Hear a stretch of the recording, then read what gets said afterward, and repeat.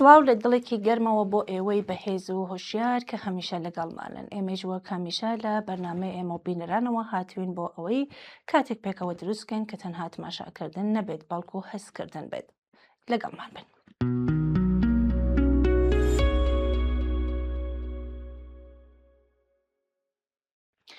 بینەرانی ئازیز، ئاوری شەڕی نێوان ئەمریکا و ئیسرائیل جارێک کوژاوەتەوە، بەڵام ئاوری شەڕی کۆماری ئیسلامی دژ بە خەڵکی ئێران و کوردستان هەروە بەردەوامە. لە ڕۆژی سێشەمەی ڕابردوو جارێکی تر کۆماری خوێنڕێژی ئیسلامی بە درۆنی ئینتیحاری پەلاماری کرد سەر چەند شوێن لە هەرێمی کوردستان و لەوانە کەمپی سوورداش کە لە ئاکامدا زۆر بەداخەوە یەکێک لە ئەندامانی کۆمەڵی زەحمەتکێشانی کوردستان بە ناو غەزاڵ مۆلایی گیانی بەق کرد و چەند کەسی تریش بریندار کران. سوورداش کەمپێکە ساڵی پا لەلایەن حکوومەتی هەرێمی کوردستان بۆ جێگیربوونی بنەماڵەی هێزەکانی ڕۆژهەڵاتی کوردستان دیاری کرابوو. لە ماوەی شەڕ و دوای شەڕ ئەم کەمپە و هەروەها زۆر شوێنی تر لە هەرێم لە ئاوری دوژمنکارانی کۆماری ئیسلامی بەرامبەر بە خەڵکی کوردستان لە پەلاماردا دوور نەبوو.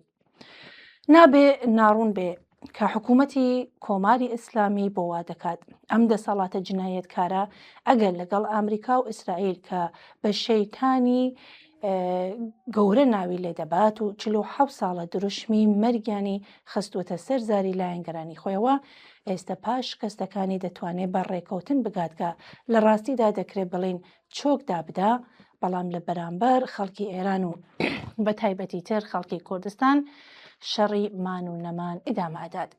هەر لە ماوەی 40 ڕۆژی شەڕ هیچ کات لەوە غافڵ نەبووە کە بەکرێگیراوانی لەسەر شەقامەکان بخاتە گیانی خەڵک، ناڕازیان بگرێ و زیندانیان بکات و دانپێدادانی زۆرە ملێ مەجبوریان بکات و ژمارێکیان بە تۆمەتی بێبنەمای هاوکاری لەگەڵ دوژمن لە سێدارە بدات. کۆماری ئیسلامی دەزانێت ئەمریکا و ئیسرائیل مادام بەرژەوەندیەکانی ئەوان نەخاتە مەترسیەوە لە کۆڵی دەبنەوە، بەڵام ئەویش دەزانێت بەرژەوەندی خەڵکی وەگیان هاتووی ئێران بەگشتی و خەڵکی کوردستان بە تایبەت هیچ گەل لە نەمان و فوتانی کۆماری ئیسلامی بەدی نایە. هەر بۆیە لە ئیدامەی ئەم سەرکوتگەریە پەلامار بۆرسەر لایەنە و هەروەها شوێنە نیشتەجێبوونی بنەماڵەکانی چڕتر کردوێتەوە. ئەم جاریش وەک هەمیشە ئەم پەلامارە کوێرانەیە بەشێکی جیانەکراوەیە لە پەلامار بۆ سەر خەڵک تا دەسەڵاتی گەندەڵی خۆی بپارێزێت، بە تایبەت ئێستا دوای شەڕ و لە ماوەی ئاگربەسی کاتی قەرەبووی شکستەکانی لە خەڵک دەکاتەوە. پەلامار بۆ سەر هەرێمی کوردستان و شوێنی نیشتەجێبوونی بنەماڵەکان لە هەرێمی کوردستان کارێکی ڕەزیلانەیە و دەبێ بە توندی مەحکوم بکرێت. بابەتێکی تری ئەم ڕووداوە حکوومەتی هەرێمی کوردستان دەگرێتەوە. ئەم ناوچەیە ینی سوورداش هەر وەک باسکرا پێشتر وەک شوێنێکی ئەمن بۆ نیشتەجێبوونی بنەماڵەکان ناسراوە و لەژێر چاودێری نێودەوڵەتیدا بووە. بەڵام دیارە ئەم پێناسانە نەبووەتە پاراستنێکی ڕاستەقینە بۆ ژیانی کەسانی ناو ئەو کەمپە. ئەوەی زیاتر جێ سەرنجە ئەوەیە کە هەرێمی کوردستان ڕایگەیاندووە کە بەشێک نییە لەم جەنگە، بەڵام بەردەوامی هێرشەکان نیشان دەدات کە کۆماری ئیسلامی هیچ گرنگی بۆ ڕاگەیاندن نادات و هەروە بە سیاسەتی دژایەتی لەگەڵ خەڵکی کورد بە بیانووی حیزبە کوردیەکانی ڕۆژهەڵات بەردەوامە. لە هەمان کادا پرسیارێکی گرنگ دەردەکەوێت: بۆچی حکوومەتی هەرێمی کوردستان تا ئێستا وەکو پێویست هەڵوێستێکی ڕوون و کاریگەری نیشان نەداوە؟ بێدەنگی لەو بارودۆخەدا تەنها وەک هەڵوێستێکی سیاسی نابینرێت، بەڵکو دەتوانێت کاریگەری خراپ لەسەر متمانەی هاوڵاتیان و هەروەها لەسەر ئاستی پاراستنی ئەمنی ناخۆیی هەبێت. پاراستنی ژیانی کەسانی مەدەنی و ڕێزگرتن لە سنوور و سەروەری ناوچەیی پێویستی بە هەڵوێستێکی ڕوون یەکگرت و بەرپرسیاران هەیە. بێدەنگی لەم کاتەدا ناتوانێت وەک وەڵامێکی قبولکراو بۆ ئەم هەموو پێشکارانە بێت. بە بڕوای ئەمە حکوومەتی هەرێمی کوردستان پێویستە کاردانەوەی جدی بەرامبەر بەم کردەوە دژە ئینسانیانە هەبێ. نابێت ڕێگا بدرێت کۆماری ئیسلامی هەرێمی کوردستان لە خەڵکەکەی نائەم بکات. لایەنە سیاسەکانی نیشتەجێ لە هەرێمی کوردستان ڕێزیان لە بڕیار و داوای حکوومەتی هەرێم گرتووە و پێ پابەند بوون. پێویستە بە توندی دەستدرێژی کۆماری ڕوڕەشی ئیسلامی بۆ سەر هەرێمی کوردستان شەرمەزار بکرێ و ڕێوشوێن بۆ کۆتایی پێهێنانی بگرێتە بەر. پاراستنی ئەو خەڵکەکە لە جەحەنەمی کۆماری ئیسلامی لەسەر کوت و بێمافی ڕاتە بە دەرهاتوونەتە هەرێمی کوردستان دەبێ پارێزراو بێ و ئەمە ئەرکی حکوومەتی هەرێمی کوردستانە. ئەگەر حکوومەتی هەرێم پەیتا ڕاگەاندن ئەدات کە ئیجازە نادات لە خاکی هەرێمی کوردستانەوە هێرش بکرێتە سەر دراوسەکانی بۆ ئیجازە ئەدات دراوسەکانی پەیتا بێ هیچ بیانوێک پەلامار بکەنە سەر خاکی هەرێم ترۆر بکەن و ژینگەی کوردستان نائارام بکەن.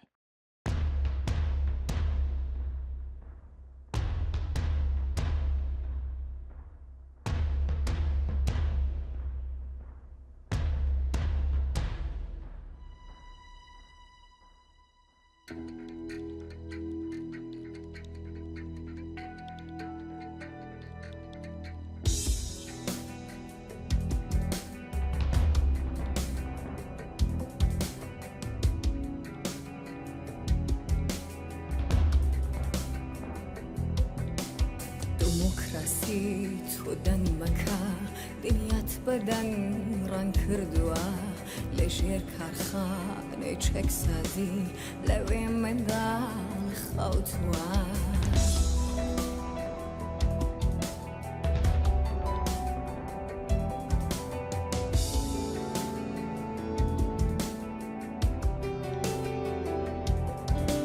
سەرۆکەکان هیچێ مەڵێن ئێوە دنیاتان خواردووە لە بن گرمەی پوتینەوە لەوێ منداڵی خەوتووە.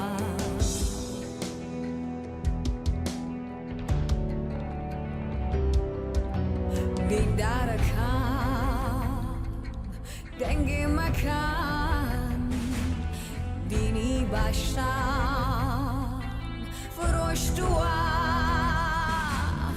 لە بین شەڕی خوداکاندا لەوێ منداڵی خەوتووە. بریا پلانی ئەم دنیا منداڵی دای بڕشتایانە چەک نەدیم نە هالیوود هیچ نەخشێکی تێ نەبوایە خەجاڵەت ناکێشی دنیا ئەوەی ئینسانیەت مردووە سیاسەتوانی زەحمەدا لەوێ منداڵی خەوتووە.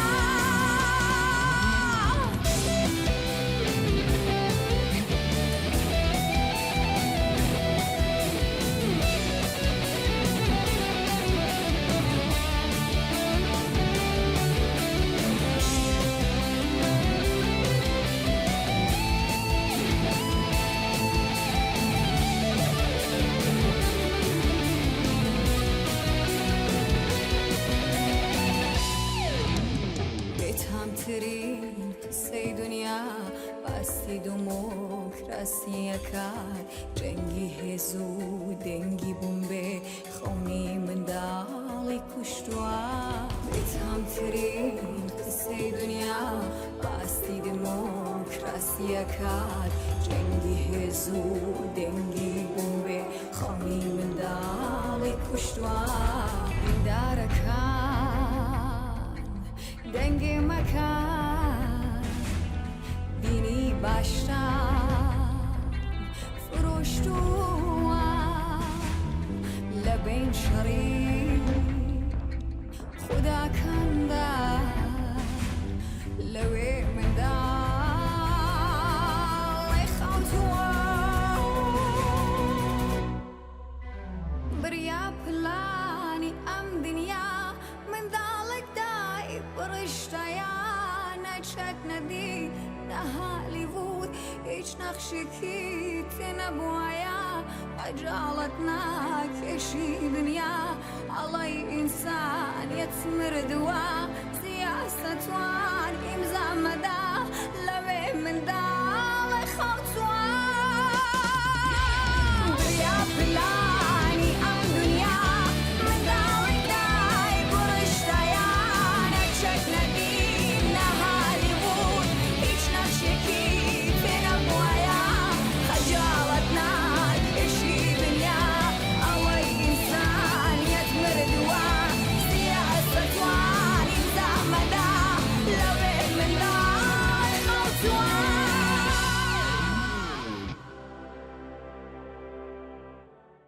بینەرانی عزیز، هەروەک چاوەڕوان دەکرا وتوێژەکانی نێوان ئامریکا و کۆماری ئیسلامی لە ئیسلاماباد پایتەختی پاکستان ڕۆژی یەکشەممەی ڕابردوو بەبێ گەیشتن بە هیچ ڕێککەوتنێک کۆتایی هات.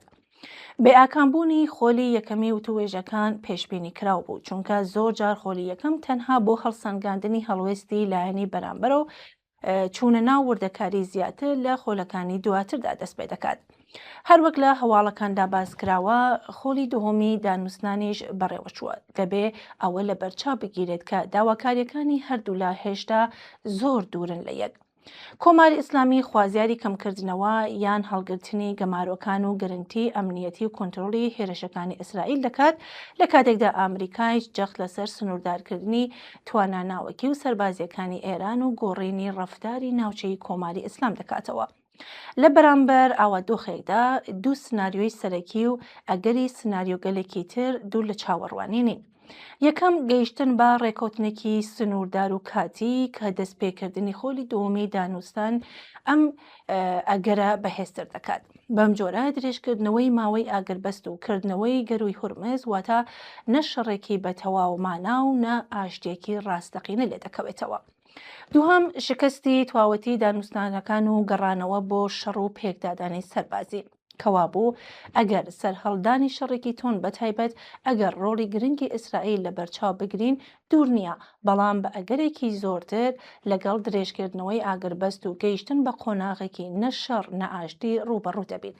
قۆناغێک لە دانووسانی درێژخایەن، هەڕەشەی دوولایەنە، گوشاری سیاسی و ئابووری و ئامادەباشی بەردەوامە.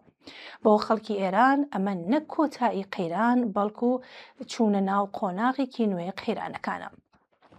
دەوڵەتی ئەمریکا زۆر حەز ناکات بەم زوانە شەڕەکە دەست پێ بکاتەوە. ئەم دەوڵەتە پێدەچێت لە بڕی چوونە ناو شەڕ و ململانەیەکی پێڕتێچوو نادیار هەمان سیاسەتی ناسراوی گوشاری بێ ئەوپەر بە ئامرازگەرێکی تر وەک گەمارۆ، گۆشەگیری دیپلۆماتیک، هەڕەشەی سەربازی، لاوازکردنی ئابووری و ئیمتیاز وەرگرتنی هەنگاو بە هەنگاو درێژە پێبدات.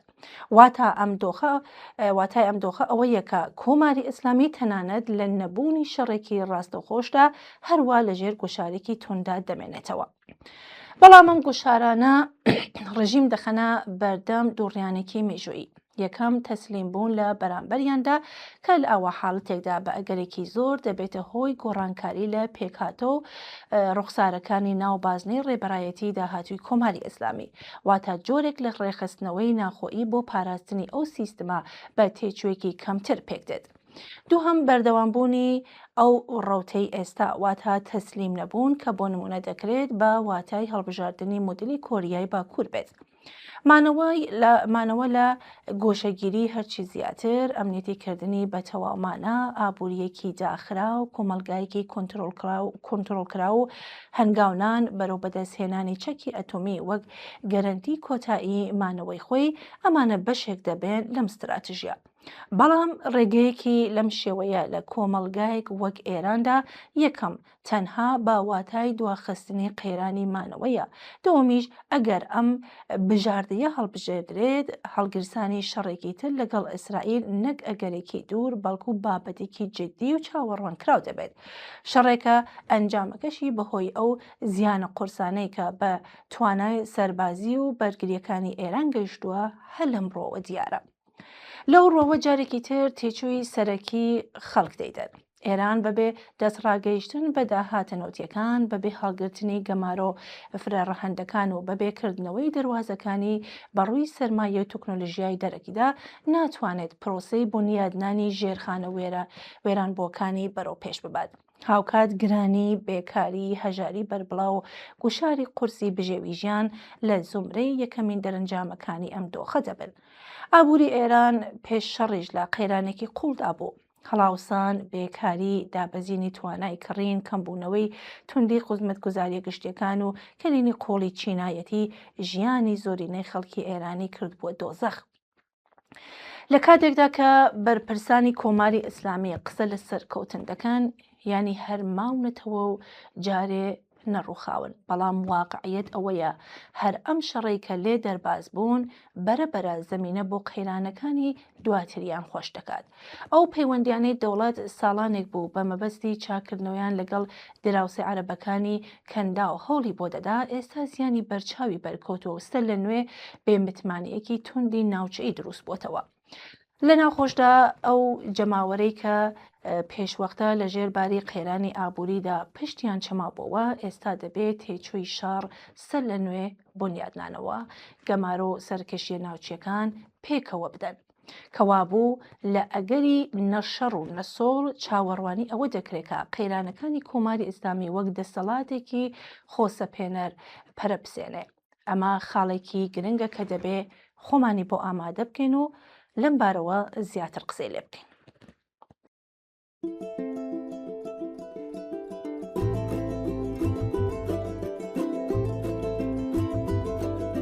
شهروانو کسی یادای که به قربانو تو نهیلی طولامه به دست خون میشانو شهروانو شهروانو شهروانو شهروانو کسی یادای که به قربانو تو نهیلی طولامه به دست خون میشانو شهروانو شهروانو شهروانو شهروانو شهروانو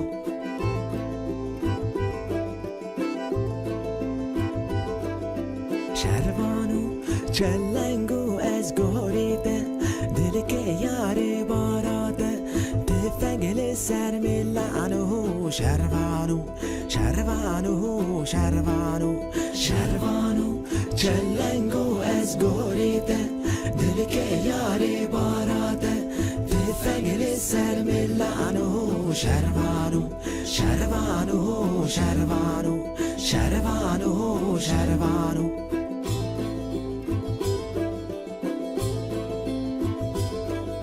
شهروانو گرکتین برخانو لولی بده سنگانو بلزو بس که حیرانو شهروانو شهروانو شهروانو شهروانو گرکتین برخانو لولی بده سنگانو بلزو بس که حیرانو شهروانو شهروانو شهروانو شهروانو شهروانو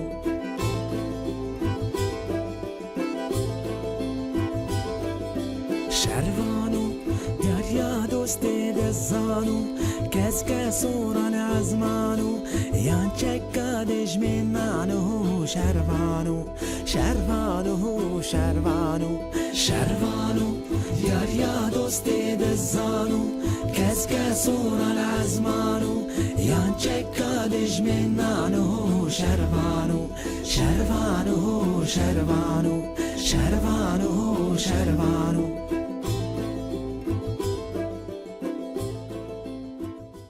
ئەگەر سێرێکی 47 ساڵ دەسەڵاتی کۆماری ئیسلامی و 47 ساڵ خەبات و خۆڕاگری لە بەرامبەر ئەو ڕژیمە بکەین، ئەگەر بگەڕینەوە بۆ ئاخێز و بزوتنەوە یەک لە دوای یەکەکانی چەند ساڵی ڕابردوو، ئەنجامێکی ڕوونمان دەست دەکەوێت. ئەویش ئەوەیە کە هەر پاشەکشەیەکی ئەم ڕژیمە هەرچەند سنووردار، هەرچەند کاتی و هەرچەند ناتەواو بوو بێت، بەڵام تەنها و تەنها بەرهەمی گوشاری خەباتی سیاسی و کۆمەڵایەتی جەماوەری خەڵک بووە.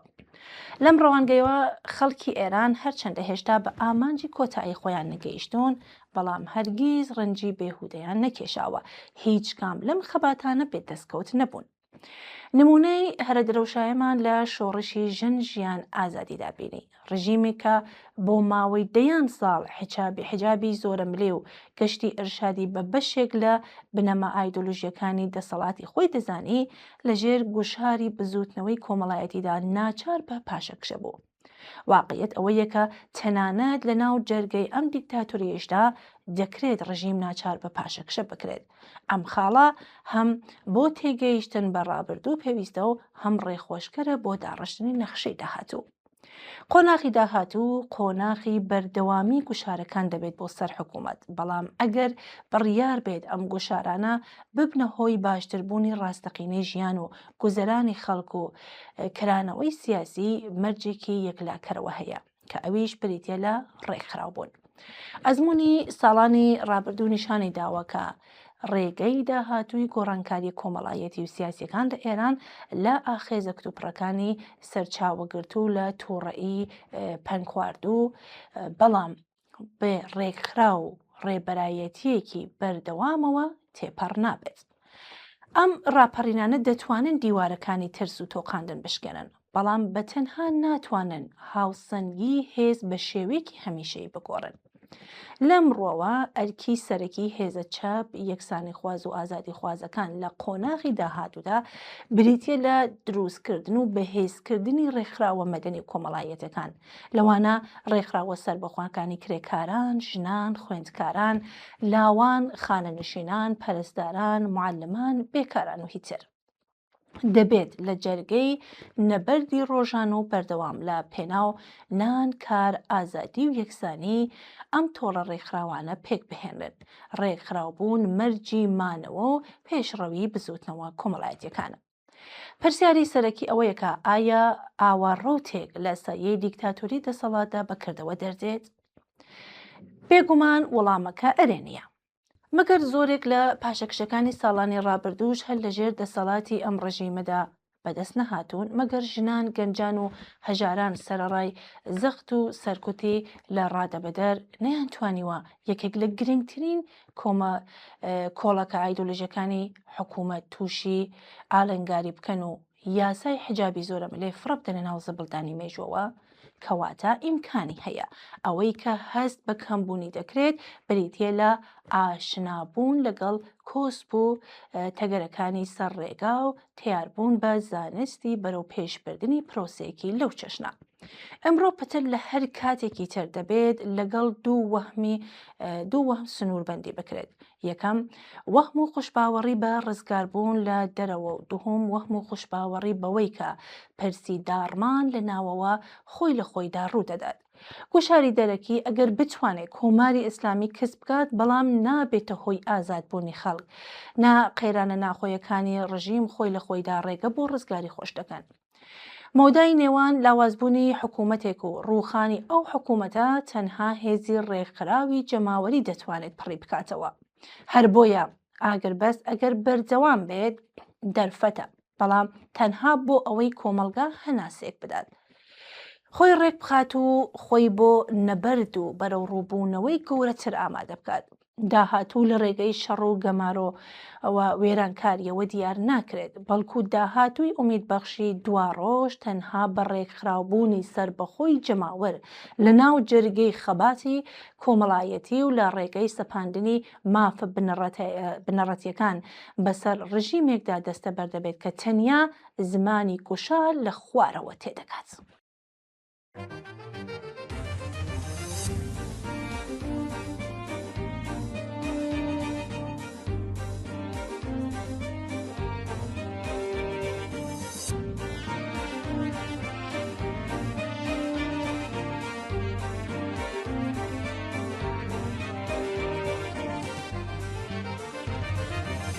مسارۆڵەی کوردستانە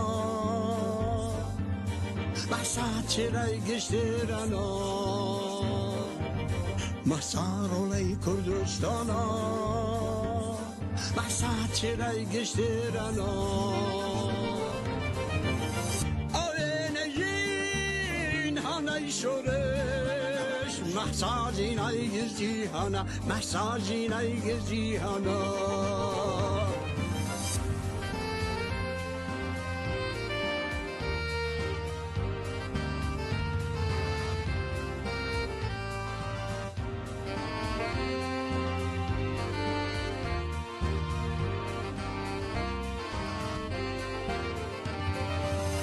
مسای ئێمە جەماوەرە، مسای ئێمە جەماوەرە، مەسا شەقامی سەنگەرە، مەسا شەقامی سەنگەرە، مەساکانی ترسڵ نەکەن دەیدەی دوژمن بودارەوە، مەساکانی ترسڵ نەکەن دەیدەی دوژمن بودارەوە.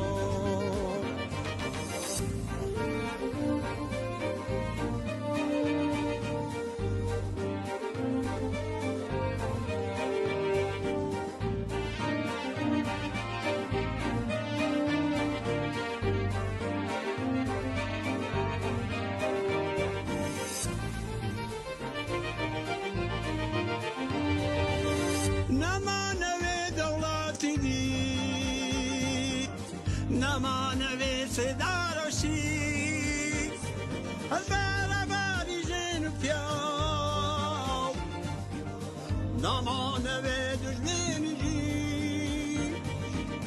نامانەوێ دوژمێنیژی مەسای ئێمە جەماوەرە مەسای ئێمە جەماوەرە مەسا شەقامی سەنگەرە مەسا شەقامی سەنگەرە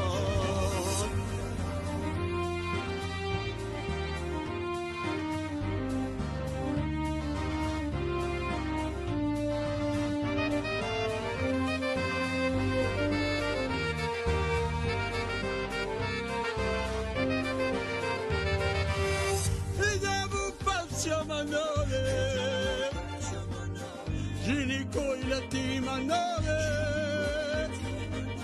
بروخێنەت بیچەچێنار نەمەڵاو قەشەمە ناوێ نەمەڵاو قەشەمە ناوێ مەساڕۆڵەی کوردستانە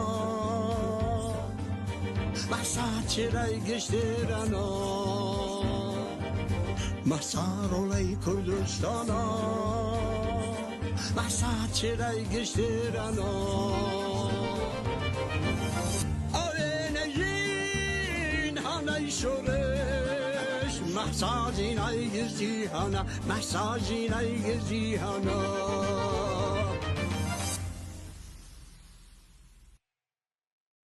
لە ماوەی چل ڕۆژی ڕابردوودا و لە میانەی ئەو جەنگەدا بەردەوام ڕوبەڕووی ئەو پرسیارە بووینەتەوە کە چاوەڕوانی چی دەکەن و پلان و بەرنامەتان چییە و دەتانەوێت چی بکەن و چۆن ئەو دەرفەتە دەقۆزنەوە کە بەهۆی هێرشەکانی ئامریکا و ئیسرائیل بۆتان ڕەخساوە. لەم پەیوەندەدا هەندێک پیان وایە شەڕی ئیسرائیل و ئامریکا دژ بە کۆماری ئیسلامی دلاقەیەکی بۆ ڕزگاری ڕۆژهەڵات کردوێتەوە دەرفەتێکی زێڕینی بۆ حیزبەکان ڕەخسان، بەڵام ئەوان نەیانتوانی ئەم دەرفەتە بقۆزنەوە.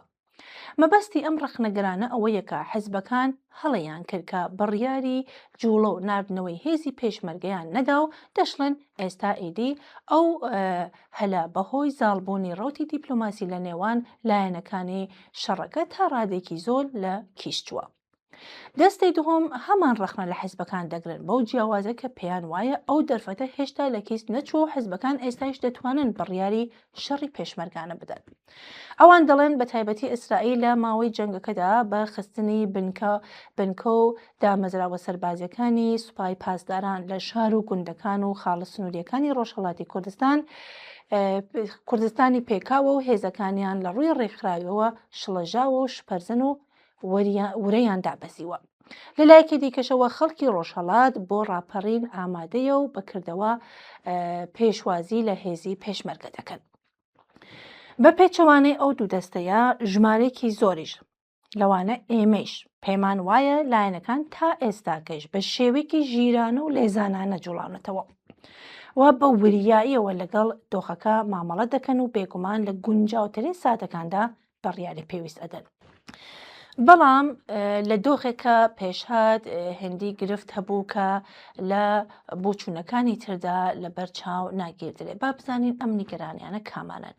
ئاشکرایە کە سەرباری کرانەوەی دلاقەیەک لە هیوا بەهۆی لێدان و گۆرزوەشاندنی قۆرز لە سەرکردایەتی کۆماری ئیسلامی و هەروەها تێکشکاندنی بەشێکی زۆر لە توانە استراتیژیەکان و دامەزراوە سەربازیەکانی ئەو ڕژیمە لە زۆربەی شارەکان و هەروەها لە ڕۆژهەڵاتی کوردستان.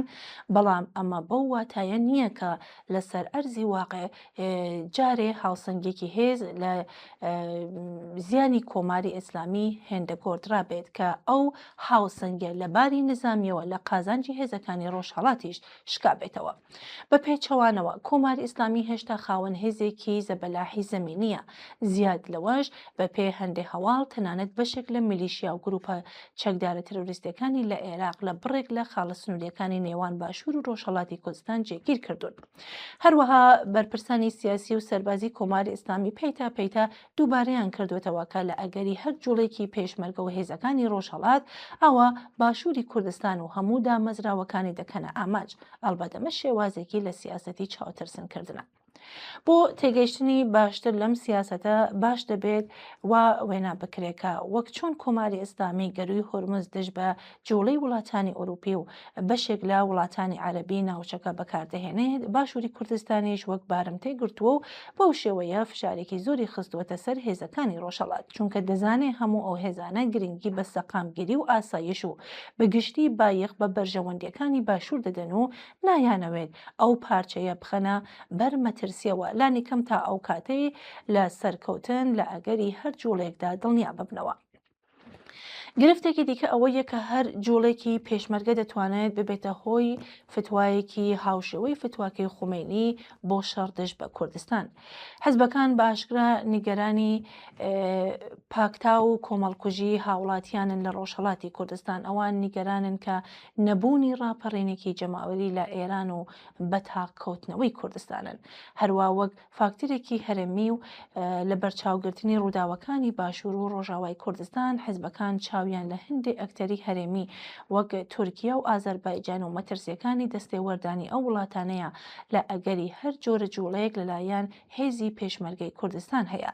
نیگەرانێکی دیکەی هەر لە سەرەتای دەست پێکردنی شەڕەکەوە سازان و ڕێکەوتنی ویلایەتە یەکگرتووەکانی ئەمریکا بووە لەگەڵ پاشماوەی دەسەڵاتدارانی کۆماری ئیسلامی بەتایبەت کە لەم ڕۆژانەی دواییدا تامەزرۆیەکی زۆر لە نێواندا بۆ دانستون لەگەڵ ئامریکا بەرچاو دەکەوێت و هەر ئێستاکەش لە کاتی پێشکەشکردنی ئەم دێڕانەدا کە باس لە شکستی دانوستانەکانی ئێران و ئەمریکا لە پاکستان دەکرێت بەڵام ڕاگەیەندراوە و بەیاننامەکانی کۆماری ئیسلامی ڕێژەیەکی بەرچاو لە نەرمونیانیان پێوە دیارە وا دەردەکەوێت هەوڵ دەدەن دەرەچانێک بۆ بەردەوامی وتوێژەکان بهێڵنەوە. بۆیە سازان و پێکاتنی لایەنەکانی شەڕ وا دەکات لە ئەگەری هەرجوڵەیەکی هێزی پێشمەرگە کورد بە تاقی تەنیا لە مەیدانی دژ بە کۆماری ئیسلامیدا بمێنێتەوە و ئەوسا لە نێوان پلانەکانی ئێران و ئەو دوو ئەکتەرە هەرێمیە کە پێشتر ئاماژەم پێدان لە دوێر بدرێت. سەرەڕای ئەم نیگەرانیەکە واقعین بەڵام هێزی سیاسی دەبێ خۆی و جەماوەرەکەی ئامادە بکات کە لە هەر کاتێکی گونجاو کەڵک لە دەرفەتەکان وەرگێ. ئێمە وەک کۆمەڵە لەم بارەوە لە وتار و نووسراوە و ڕاگەیاندەکانماندا هەوڵمانداوەکە ڕوونی بکەینەوە مەبەست لە خۆ ئامادەکردن چییە و چۆن دەتوانین لە دەرفەتەکان کەڵک وەربگرین. چاوەکەم چاوەتەڵێنم زۆرمەی چاوەمە تۆی چاوەمە تۆی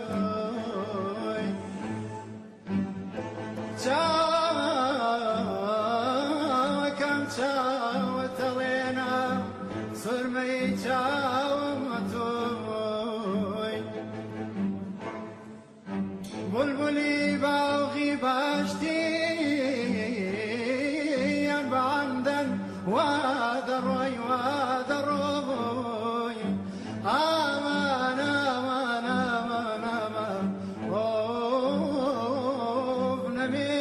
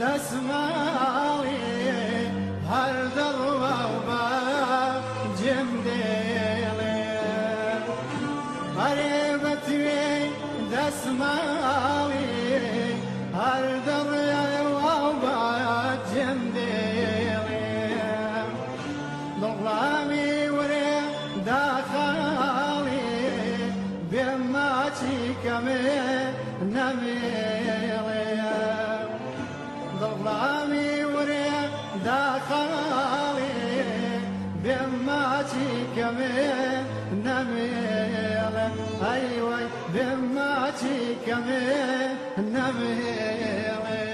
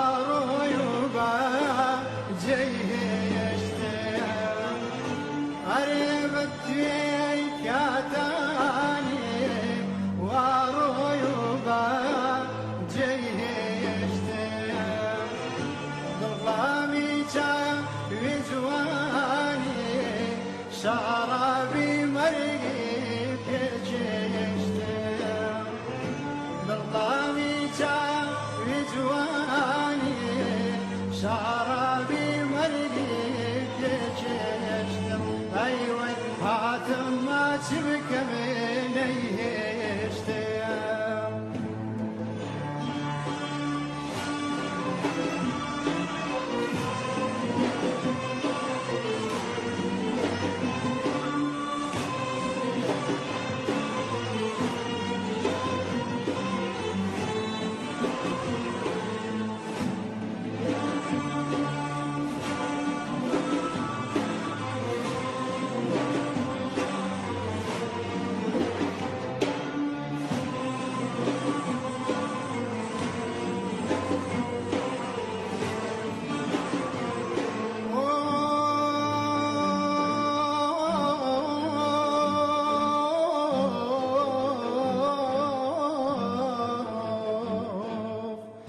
ويباتيت عسكري وروي وباجيشتم ويباتيت عسكري وروي وباجيشتم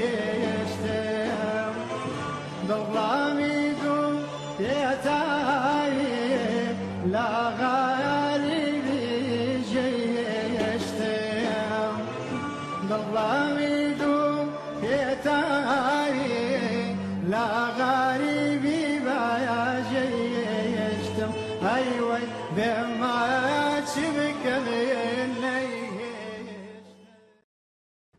دەڵێن هەڵگرتنی هەڵوێستی دژ بە جەنگ بێمانایە چونکە هەڵوێستی ئێمە گۆڕانێکە لە بڕیاری ئامریکا و ئیسرائیل بۆ هێرشی سەربازی دروست ناکات. لە ناوەڕاستی جەنگی هێزە گەورەکاندا ئێمە چ کاریگەریەکمان هەیە؟ دەڵێن ئێمە نەک لە سەرهەڵدانی ئەم جەنگەدا ڕۆڵمان بۆ نەک کۆتایی هێنانی بە داوای ئێمەیە. بۆچی دەبێت بە چالاکی هەڵوێستی دژ بە جەنگ هەڵبگرین؟ دەڵێن پاش 47 ساڵ دیکتاتۆری و پاش قەتڵعامی ئەم دوایەی لە مانگی 10 ساڵی پار ئیتر شوێنێک بۆ سانتیماتریازم نەماوە. هەڵوێستی دژ بە جەنگ هەڵوێستێکی ئەخلاقیە کە واقعیەتەکان نابینێت. ئەگەر ئەم منتەقە هەتا کۆتا ئێدامە بدەین دەربارەی هیچ مەسەلەیەکی کۆمەڵایەتی و سیاسیدا نابێت هیچ هەڵوێستێک بگرین چونکە لە کۆتاییدا ئەم هێزانە دەوڵەتەکان و چینی دەسەڵاتدار چارەنووسی ئێمە دیاری دەکەن. بەڵام وەڵامی ترامپ بە ڕۆژنامەنووسێک کە دەربارەی بۆمبارانی ژێرساختەکانی پرسی نیشان دەدات هەڵگرتنی هەڵوێستی دژ بە جەنگ تا چەندە گرینگە. بێدەنگی لە بەرامبەر جەنگ و هەوڵنەدان بۆ ئاگربەست و کۆتایی جەنگ لە ڕووی سیاسیەوە شەڕی ئەمریکا و ئیسرائیل لەگەڵ کۆماری ئیسلامی مەشروع نیشان دەدات و چارتەندەکانی مەکینەی جەنگ و سەرکوت و بێمافی تێشتر دەکات. با بۆ کاتێک ئەخلاق وەلانین و بە استراتیژیەک تماشای بابەتەکە بکەین. تەنها دەستکەوتێکە ئەم شەڕە هەتا ئێستا بۆیەتی پێگەی سیاسی و کۆمەڵایەتی کۆماری ئیسلامی کە بەڕاستی لە داڕماندا بوو تا ڕادەیەک زیندوی کردەوە. کوشتنی عەلی خامنەئی یەکگرتووی ناخۆیی تا ئەندازەیەکی زۆر زیادی کردووە. مەسئلەی جێنشینی بەبێ هیچ مانعەیەک تێپەڕان. کۆماری ئیسلامی شێوازی نوێ بۆ جێبەجێکردنی دەسەڵاتی ناوچەی خۆی دۆزیەوە، وەک تەنگەی هورمز. بۆمبارانی ژێرخانەکان ئیمکانی ژیانی کۆمەڵێکی لە ناوچوو مەسئلەیەک بەشداری کۆمەڵایەتی لە دیاریکردنی چارەنووسدا کەس دەکات و ئەڵبەتە دەستی کۆماری ئیسلامی بۆ سەرکوتکردن و پادگانیکردنی کۆمەلگا کراوەتر بووەتەوە. هەتا ئێستا 12 زیندانی سیاسی لەوانەیەش خۆپیشاندەرانی مانگی دەی لە سێدارە جراون. هەر بۆیە من پێم وایە نا بە جەنگ لە ئێدامەی نە بە کۆماری ئیسلامیدایە و پێچەوانەکەیشی هەروایە.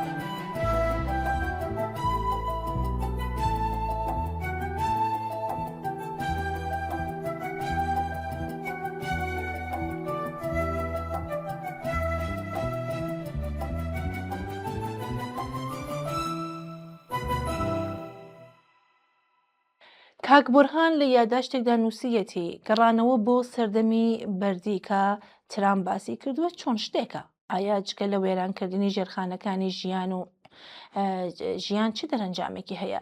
لایەنگەرانی ئەم شەڕە لە ئێران واتە بەرەی ڕاست دەڵێن نیگەران مەبن ڕژیم بڕوخێ، لە ماوەی 2 ساڵدا باشتری دروست دەکەین. لە هەر جەنگێکدا یەکەمین شتێک کە کاول دەبێت تەنها بینان نییە بەڵکو کاتە. ساڵان کاری ئینسانە، ئەزمونە، سەرمایە و ژیانێکە کە لە دەرونی تاقیگایەک، کارخانەیەک یان ناوەندێکی تەندروستیدا کۆبووەتەوە، لەگەڵ چەند موشکێکدا دەڕوخێ و دەگەڕێتەوە بۆ ڕابردوو. هەمیشە کەسانێک دەردەکەون کە دەڵێن نیگەران مەبن، هەموو شتێک دووبارە دروست دەکەین، هەتا باشتر لە پێشیش، تەنها لە چەند ساڵدا.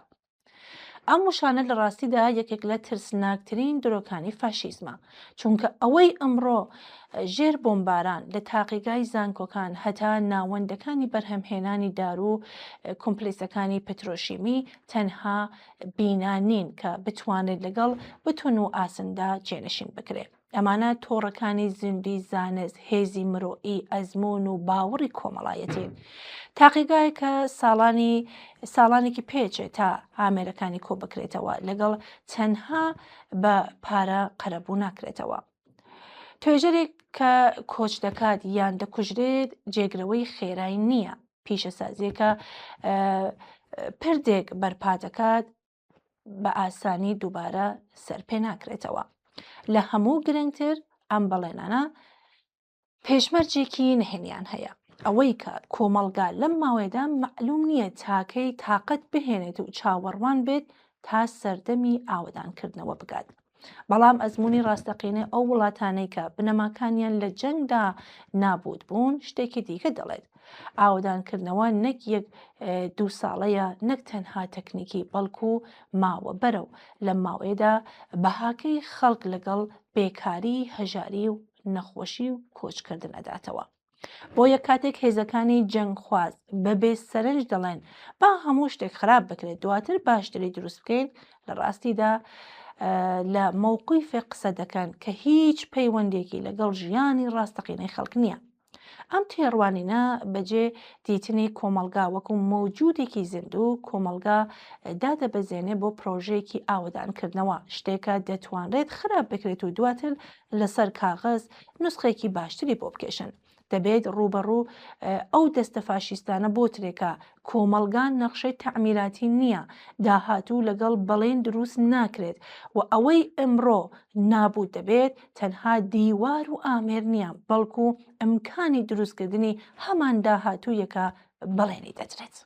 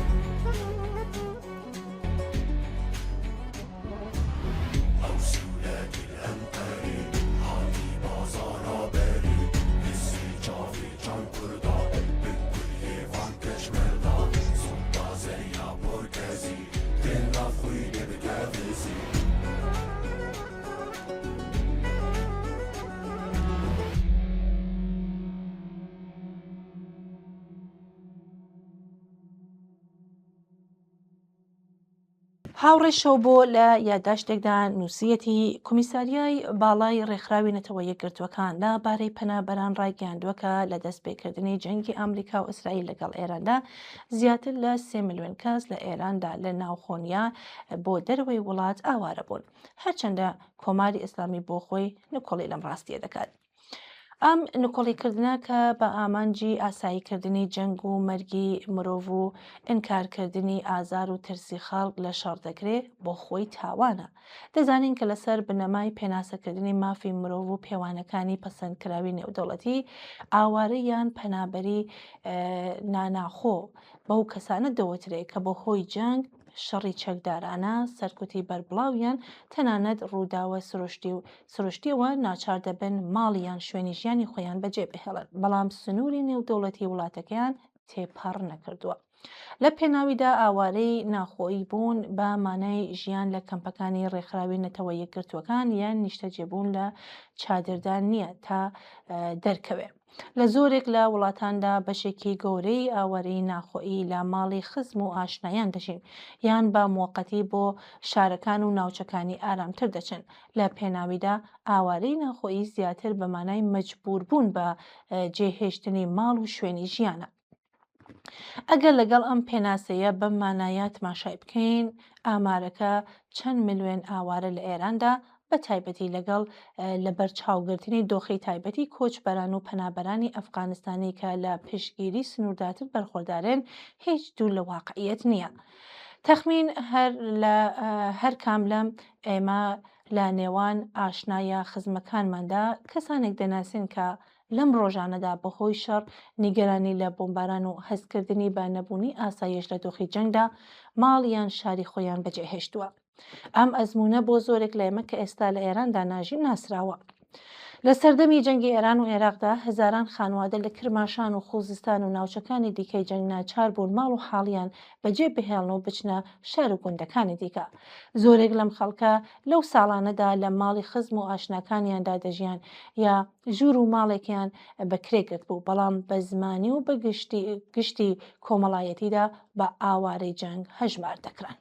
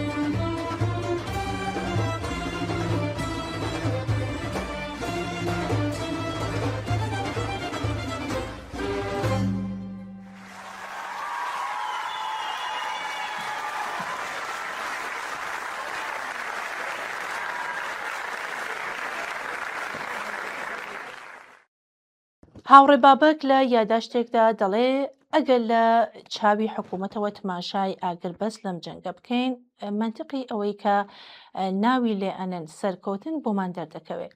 لەم تێڕوانینەدا پێکاتەی سەرەکی نظام تێک نەچووە، دەستگای سەرکۆت هەڵنەوەشاوەتەوە. بە قسەی ئەوان ئێران دابەش نەبووە و ڕێبەری نوێژ بە خێرایی دیاری کرا. لەم چوارچێوەیەدا بۆ کۆماری ئیسلامی تەنها زیندومانەوە لە بەرامبەر هێرشی هاوبەشی ئەمریکا و ئیسرائیل خۆی جۆرێک لە سەرکەوتنی سیاسی و ئایدۆلۆژیە بەحساب دێ. لە پێناویدا بە پێچەوانەی ئامانجی ڕاگەیەندراوی واشنگتن و تەلاڤیڤ بۆ تێگەیشتنی دەسەڵاتی ئێران تێکشکاندنی دەسەڵاتی ئێران ئەوەی هەتا ئێستا دەبینرێک تێکشکاندن نییە، بەڵکو دووبارە جێگیربوونەوەی حکوومەتێک ئەگەرچی بریندار و لاوازە بەڵام ماوەتەوە. ئاگربەستی ئێستا لە کردەوەدا واقعیەتێکی تاڵی جێگیر کردووە، دەسەڵاتێکی تۆندڕۆ کە سەرەڕای وێرانی ئابووری و تێکشکانی بەربڵاوی بنەماکان هێشتا لەسەر ئەو ڕەهەندە سەرەکیەی دەسەڵاتی ناخۆیی و ناوچەیی دەڕوات. لەم ڕەوانگەوەیە حکوومەت دەتوانێت ئەم ڕەوایەتە بگەێنێت کە دوو هێزی گەورەی سەربازی نەیانتوانی نظام لە پێ بخەن. ئەمە هەمان ڕەوایەتەکە بەناو سەرکەوتن پێناسەی دەکەن. لەگەڵ ئەوەیشدا ئەوەی وەکو سەرکەوتن دەبینرێت لە ناخۆدا بە مانای واتای جێگیربوونی دەسەڵات نییە. پێش دەستپێکردنی جەنگ کۆماری ئیسلامی ڕوبەڕووی یەکێک لە قورسترین مەوجەکانی ناڕزایەتی ساڵانی دوایی بوو. حکوومەت بۆ کۆنتڕۆڵکردنی خۆپیشاندانی سەراسەری مانگیدەی دەستی بە سەرکوتکردنی خوێناوی کرد، دەستگیرکردن لە سێدارەدان و بەسیجکردنی سەر شەقامی تونتر کردەوە. حکوومەت ئێستا دوای ئەو قەتڵ و عامە مەیدانی ناخۆیی کۆنتڕۆڵ کردووە، بەڵام نەک لە ڕێگای ڕەزامەندی بەڵکو لە ڕێگای بڵاوکردنی ترس و توندوتیژی و سەرکوتکردنی زیاتر. بەهای کۆمەڵایەتی و ئابووری ئەم بەناو سەرکەوتنە زۆر گرانە. جەنگ دیمەنی ئابووری لاوازی ئێرانی تێکشکاندووە، تەنانەت پاش وستانی شەڕ مەترسی سەرەکی تازە دەست پێ دەکات. ئاوەدانکردنی وڵاتێکی زیاندیت و لەگەڵ سەرچاوەی دارایی سنووردار هەروە ئاسان نییە و بە دروشمووی حەیدەرکردن چارەسەر ناکرێت. بەشەکانی پیشەسازی و بەرهەمهێنان کە لە کارکەوتن و هەروەها زۆرینەیەکی گەورەی کرێکاران و خەڵکی ژێرخەتی هەژار و ئەگەری برسێتیدان. کۆماری ئیسلامی ئەگەرچی لە جەنگیانی ساڵمی بەدەربردووە، بەڵام لەسەر وێرانکاریەکانیدا کە بە زووئی دووبارە دەگەڕێتەوە سەر مەسئلەی سەرەکی حاکمیت و دەسەڵات لە ئێران. هەر لەم شوێنەیە کە توی قەیرانی داهاتووی دەچنرێت. سەرکردایەتی نوێ بە پشتبەستن بە سپا و هێزەکانی تۆندڕۆ و ئەگەری هەیە لەم جەنگە ئەم نەتیجەیە وەرگرت بێکە نەک نەرمی بەڵکو مقاومەت پشتیوانی مانەوەی بووە. هەڵبژاردننی موشتەبا خامنەی لەگەڵ پێشینەی نزیکی لەگەڵ سپا و دژایەتی لە جەریانەکانی میلدار بە تەعامڵ و لەگەڵ ڕۆژاوا و ئیسلاح تەڵەبەکان ئەم ئیمکانەی بەهێز دەکات کە پێکاتەی دەسەڵات زیاتر لە پێش ئەمنیەتی و داخراوتر بکات. هەروەها بابەتی سەرەکی نەک لە بواری ناخۆیی و نەک لە پەیوەندیەکانی دەرەکی هێشتا چارەسەر نەبوون. مادەی ئەتۆمی ئێران، توانای موشکی و درۆنی، کاریگەری ناوچەیی لە ڕێگای هێزە نیابەتەکانی و یاساکانی دەسەڵاتدا لەسەر هۆرمۆز هێشتا شوێنی ناکۆکین. ئەگەر لە قۆناغەکانی داهاتوودا تەوافقێک لەسەر ئەم مەسەلانە بەدەستنێ، ئاگربەستی ئێستا تەنها دەتوانێت کێشەکان ڕاگرێت. جا لە کێشەی دەرەکی لە ناخۆی وڵاتدا حکوومەت نەک پلان و نەک سەرچاوەی ئابووری بۆ چارەسەرکردنی قەیرانی مەعیشەتی خەڵکی هەیە.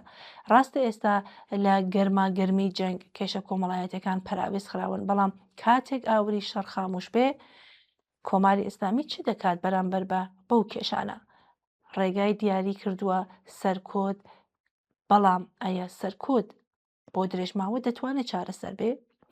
دۆخی ئێستای ئەم جەنگە بۆ کۆماری ئیسلامی دوولایەنی دژبەیەکی هەیە. لەلایەکەوە کۆماری ئیسلامی توانوویەتی لەژێر زەربەی قورسی نظامی بمێنێتەوە لە ئاڵای مقاومەت دووبارە بەرز بکاتەوە و با پشتبەستن بە هۆرمز و تۆڕی هاوپەیمانی ناوچەیی بەدەستخاڵی نەچێتە سەر مێزی دانووسان. لەلایەکی دیکەوە هەمان جەنگ وڵاتێکی وێرانتر، کۆمەڵگایەکی تووڕەتر، ئابوووریەکی قورستر و فەرسوودەتر و پێکهاتەیەکی سیاسی داخراوتر لە دواودا بەجێهێشتووە.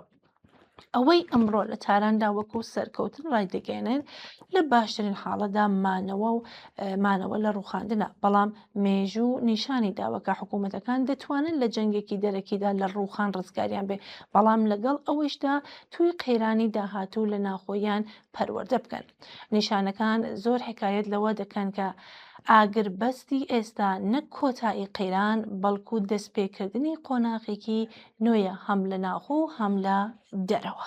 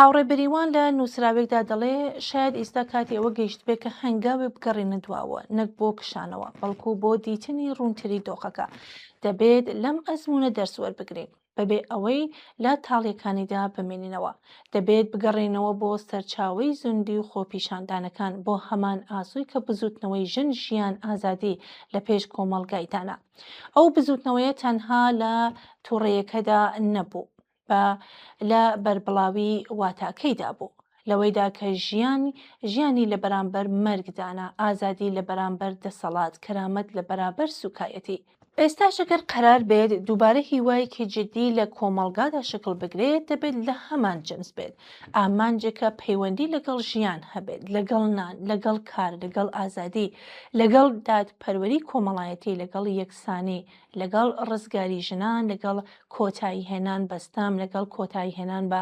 تاڵانکردن و گەندەڵی ئامانجێکە بتوانێت نەک تەنها شەقام بەڵکو ماڵەکان کارگاکان زانکۆکان قوتابخانەکان و گەڕەکەکانیش بە یەکەوە گرێ بدات بێگومان خەڵک دووبارە دەگەڕێنەوە شەقام ئەمەی ئەزموونی کۆمەڵگای ئێمە سابتی کردووە بەڵام دەبێت بزانین شەقام تەنها چەکی خەڵک نین شەقام کاتێ دەرکەوتنی هێز و دەسەڵاتە نەک تەواوی پرۆسەی دروستکردن دەسەڵاتی ڕاستەقینە پێش لەوەیش لە شوێنەکانی دیکەدا دروست دەکرێت لە ڕێکخستندا لە تۆڕەکانی مەحەلی لە باوەڕەکانی بچووک بەڵام ماندگا لە پەیوەندیەکانی شوێنی کار و خوێندندا لە مانگردن تا لە پەروەردە لە هوشیاریدا لە ئامادەکردندا بزوتنەوەی کە تەنها تەقینەوە بزانێت و نەک ڕێکخستن زوو دەدرەوشێت و زویش دەکوژێتەوە بەڵام ڕێکخستن دەتوانێت درێژماوە بێت تا گەیشتن بە ئامان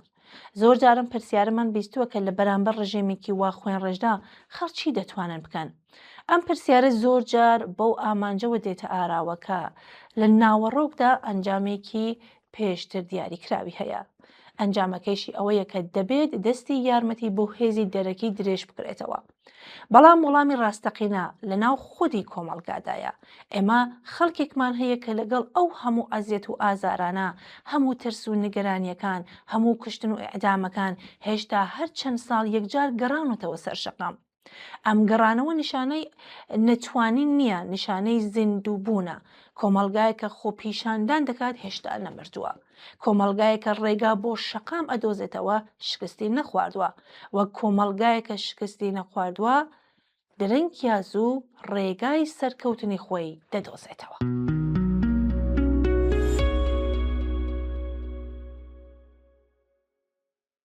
ئێستا پێویستە زیاتر لە هەر کاتێکی دیکە دوو ڕاستیەک لە بەرچاو بگرین یەکەم ئەوەی کە جەنگ ڕێگای ڕزگاری ئێمە نییە دووم ئەوەی کە ناتەوانایی و بێدەسەڵاتی ئێمە دروێکە کە ساڵانێکە لە گوێماندا خوێندویانەتەوە ئەگەر نابێت هیوا ببەستین بە بۆمب و موشکی دەرەکی ڕێگایەکی سێم هەیە ڕاستە قرس و درێژخایەنە بەڵام ڕاستەقینەیە پشتبەستن بە هێزی کۆمەڵگا بە هوشیاری خەڵک بە ڕێکخستن بە یەکگرتن بە سیاسەتێک کە نە ئاشقی جەنگە و نەک بەندی مونجیە ئێران نە موشک ڕزگاری دەکات نەک مامەڵەی هێزە گەورەکان نەک قوماری سیاسی شەرخوازەکان لە هەردوو بەرەی شەڕ ئێران تەنها بەدەستی خەڵکێک ڕزگاری دەبێت کە ئەگەر لە تەوەهم تێپەڕن ئەگەر لە ئەزمون دەرس بگرن ئەگەر هێزی خۆیان بە بیانیەکان نەسپێرن ئیتر هیچ دەسەڵاتێک ناتوانێت بۆ هەمیشە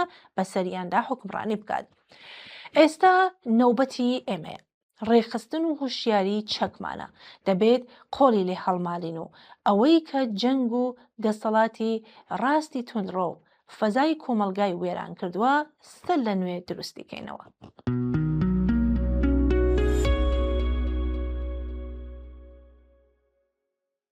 کاک یادگا لە یادداشتێکدا نووسیەتی ئەمڕۆ لە دۆخێکداین کە دەتوانرێت ئاگربەست پاش وێرانی ناوی لێ بنرێت دۆخێکە تێدا پێکهاتەی دەسەڵات تێک نەچوو و بە پشتبەستن بەم تێک نەچوونە هەوڵ ئەدرێ ڕەوایەتی سەرکەوتن لە کۆمەلگا جێبخات تێڕوانینێکە زانستی سیاسی ڕوونی دەکاتەوە لە دۆخی مەترسی دەرەکی یان جەنگدا بیر و ڕایگەشتی بە شێوەی کاتی لە دەوری دەسەڵاتداری کۆ دەبێتەوە دەسەڵاتی سەرکوتگەر لەم دەرفەتا وەک ئامرازێک کەڵگوەردەگرێ بۆ بێدەنگکردنی دەنگی ئاعتراز و ناڕزایەتی ناخۆیی ئەوەی کە ئێستا شاهدی هەین لەم چوارچەوەیەدا دەتوانێت بگوترێت کە کۆماری ئیسلامی لەسەر بنەمای منتیقی سەرکەوتن لە ڕێگای مانەوە کار دەکات واتە تەنها دەستکەوتیان ئەوەیە کە تێک نەچوون و گەیشتونەتە سەر مێزی دانوستان ئەوەی واتە ئەوەی تا دوێنێ نکۆڵیان لێ دەکرد و بە خەتی سووری خۆیان دەزانی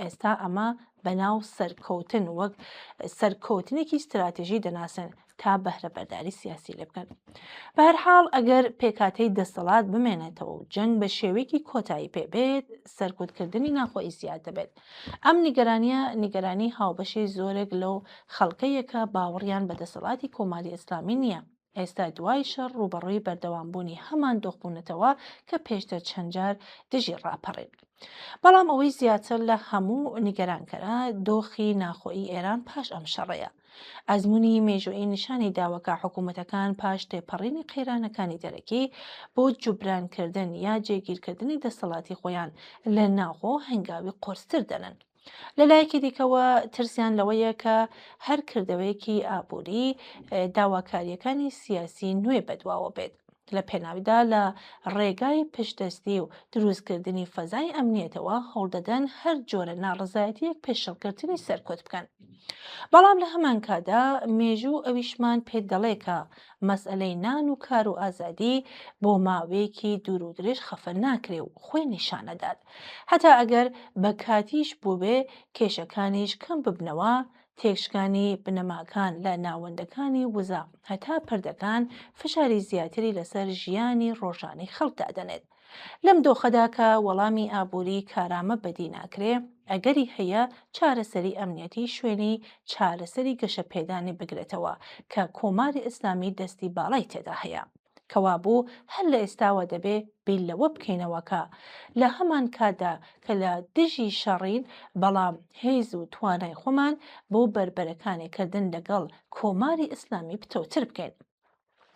ئەوەی ئێستاش تێداین زیاتر لەوەی سڵحێکی جێگیر بێ سەردەمێکی هەناسەدانە، وەک ئیستگایەکی موەقەتی لە نێوان قێرانەکاندا. لەم سەردەمەدا هەروەک وترا ئەگەری تیژتربوونی فەزای ئەمنیەتی، زیادبوونی دەستگیرکردن و تۆنبوونەوەی ژیانی کۆمەڵایەتی لەوانەیەش لە بوارەکانی ئینتەرنێت و شێوازی ژیاندا چاوەڕێ دەکرێت تا دەسەڵات برینە قورسەکانی بتوانێت ساڕشکاتەوە. لە هەمان کادا ئەگەر چاوپێکەوتنەکان بە ئەنجام نەگەن، فەشاری ئابووری و هەموو گرفتەکانی ژیان زۆر درەنگ ناخێنێت کە سەر هەڵدەدەن کە دەتوانێت دووبارە زەمینە ساز بێت بۆ نائارامیەکانی بەربڵاو. لە کۆتاییدا دەبێت سەرنجی واقعیەتێکی گرنگ بگرێت. دەسەڵاتی ئستبدادی کاتێک لە ئاستی نێودەوڵەتیدا بە فەرمی پەسەند دەکرێت لە ناخۆی لەگەڵ جەسارەتی زیاتر کار دەکەن. بەڵام ئەزمموی مێژوئی نیشان داوەکە مانەوە لەسەر بنەمای سەرکۆت لە بەرامبەر قەیرانەکانی ئابووری کۆمەڵایەتی زۆر شکەنەندە و ناجێگیرە.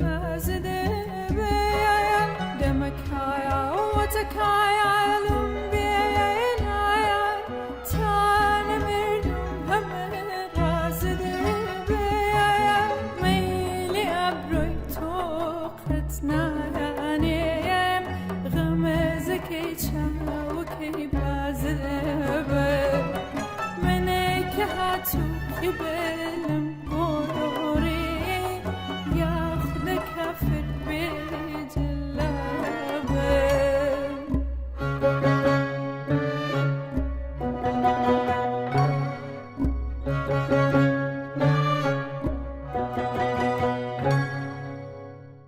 لە سیاسەتدا گەورەترین مەترسی ئەوە نییە کە دوژمنەکەت چەند بەهێزە، بەڵکو ئەوەیە کە وابزانیت دۆستە بەهێزەکەت بۆ خاتری تۆ جەنگ بەرپا دەکات.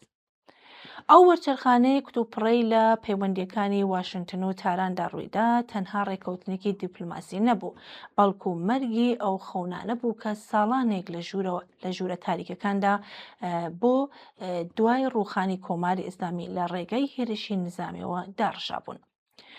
ئەو خەونانە کە دەکرێت ئەسپە تراودەکان ناوی لێبنین خەریکی ئامادەکردنی لیست و نەخشە بوون بۆ ئەوەی کاتێک جەنگی زەمینەی دەگاتە ناو قوڵایی ئێران ئەوان ڕۆڵی ڕێپیشاندەر و جێگیربوونەوە ببینن.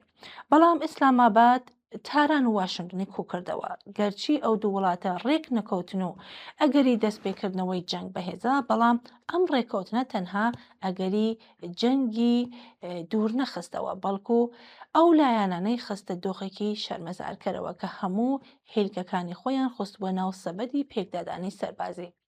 ئەوانەی کە لە ناوەوە و دەوروبەری ناوچەکەدا بە ئاشکرا زمانی دیپلۆماسی و سەربازی و بە پنهانی زمانی کودتا و جەنگیان بەکاردەهێنا، ئێستا لە بەردەم ئاوێنێکدا وێستاون کە تەنها شکستی پرۆژەکانیان نیشان دەدات.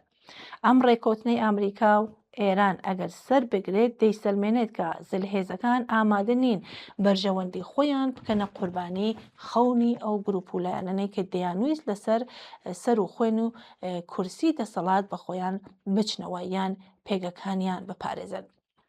ئێستا ئێران لە هەموو کاتێک زیاتر بە گومانەوە سێری ناوەی ماڵەکەی و دەوروبەری دەکات. ڕێکەوتن لەگەڵ ئامریکا ئەگەر سەر بگرێت دەرفەتێکی زێڕین بە تاران دەبەخشێت تاوەکو دەنگی ناڕزایەتی ناخۆیی بە بێدەنگی ئەنجام بدات.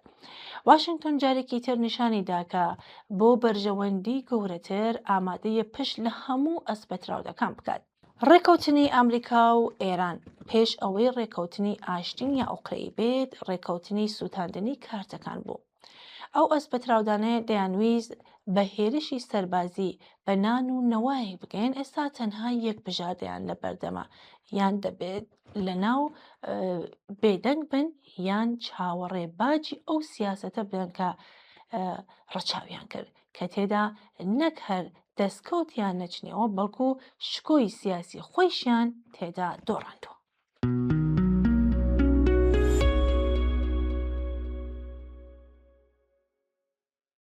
بەداخ و پەژارێکی قوڵەوە هەواڵی کۆچی دوایی هاوڕێ و تێکۆشەری بەڕێز دکتەر دیار نەجیب، پزیشکێکی مرۆڤ دۆست و ئەندامی حیزبی شیوعی کوردستانمان بیست.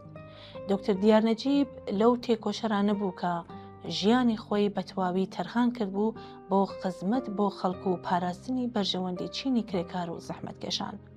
ئەو لە دوای ڕاپەڕینی شکۆمەندی ساڵی 1991ەوە وەک کادرێکی چالاک، دڵسۆز و پابند شان بەشانی هاوڕێکانی خۆی لە ڕیزەکانی حیزبی شیوعی عێراق و دواتر حیزبی شیوعی کوردستاندا بە بەرپرسیاری و دڵسۆزیەوە ئەرکەکانی خۆی جێبەجێ کردووە. هاوڕێ دکتەر دیار لە ماوەی چالاکی سیاسی و کۆمەڵایەتی خۆیدا وەک سکرتێری یەکێتی گشتی قوتابیان و هەروەها ئەندامی کۆمیتەی شاری سلێمانی بە وریایی، لێهاتووی و دڵسۆزیەکی بێوێنە خزمەتی کردووە. ئەو لەم ڕێگایەوە توانوویەتی ڕێز و خۆشەویستیەکی فراوان لە نێو خەڵکی سلێمانی و لە ناو بزوتنەوەی پێشکەوتن خوازدا وەدەست بهێنێت. ئێمە لە نوێنەرەتی کۆمەڵا لە هەرێمی کوردستان لە نزیکەوە شاهدی دڵسۆزی، مرۆڤ دۆستی و بەدەربەستی ئەم هاوڕێیە بووین. خەمخۆری و هاوکاری بێدەریغی دکتەر دیار بۆ پەنابەرانی کوردی ڕۆژهەڵات و بە تایبەتی بۆ پێشمەرگەکانی کۆمەڵا هەرگیز لە یاد ناکرێت. ئەو بەمانای ڕاستەقینەی وشە هاوڕێ و پشتیوانێکی بەمک بوو بە بزوتنەوەکەمان و لە سەختترین قۆناغەکاندا خزمەتی بێچاوەڕوانی بە ڕیزەکانی کۆمەڵە کردووە. ئەو خزمەت و هاوپشتیانەی دکتەر دیار نەجیب کە لە ڕۆحی ئینسانیەت هاوخەمی و هاوپشتی چەپی شۆڕەشگەڕانەوە سەرچاویان کرد بوو هەمیشە لە یادەوەری ئێمەدا زیندوو دەمێنێتەوە. نەمانی دکتەر دیار نەجیب لە دەستانێکی قورس و گرنگە، نەک تەنها بۆ هاوڕێیان و نزیکانی بەڵکو بۆ بزوتنەوەی چەپ و پێشکەوتن خوازانەی کوردستان و بۆ هەموو ئەوانەی کە لە مرۆڤایەتی و لە دڵ و دڵسۆزی ئەو سوودمەند بوون. لەم بۆنەیەدا سەرخۆشی و پەرسەی خۆمان ئاراستەی بنەماڵەی بەڕێزی دکتەر دیار نەجیب بە تایبەتی خاتوژینۆ هاوسەری بەڕێزی هاوڕێیان لە حیزبی شیوعی کوردستان و هەموو خۆشەویستان و نزیکانی دەکەین و خۆمان بە بەشداری خەمیان دەزانین.